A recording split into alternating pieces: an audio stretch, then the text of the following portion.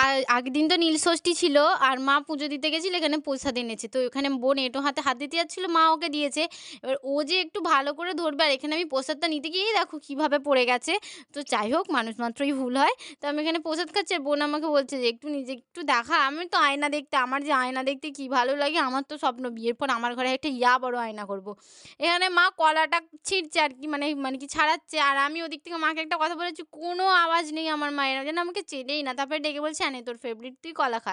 সত্যি জানো তো কলা আমার ফলের মধ্যে একটা ফেভারিট। আর গাছটা দেখো কি সুন্দর গোল করে ফুল হয়েছে। সামনেই তো বিয়েবাড়ি এসেই গেল। ব্লাউজটা বানিয়েছি। কেমন হয়েছে গো? অবশ্যই কিন্তু কমেন্ট করে জানিও। আমার যে এত পছন্দ হয়েছে মানে যেরকম ডিজাইন দিয়েছিলাম ঠিক পারফেক্ট সেরকম বানিয়ে দিয়েছি। আর এত সুন্দর লাগছে আর কালার আর এটা হচ্ছে বোনেরটা। বোনেরটাও মানে একই শেপ। আমরা দুজনে যা কিনি, যা বানাই সবই এক রকমের হয়। আর ব্যাক সাইডটা দেখো এরকম রেখেছি। সিম্পলের মধ্যে বাট ওকে লাগছে। আর এখানে যে আমি এটা কি করেছি আমি নিজেও জানি না গাইস পুরো চুমু হয়েছে। আমি এটাই বলছিলাম তোমাদেরকে। আর এই দেখো আমার ব্লাউজটা এই কালার আর বোনেরটা ওই কালারের ছিল। ওইটা কি কালার বলে আমি জানি না। আমাদের গাছে অনেক টমেটো হয়েছে অনেক মানে প্রায় প্রতিদিন দুটো একটা করে পেড়েই যাচ্ছি।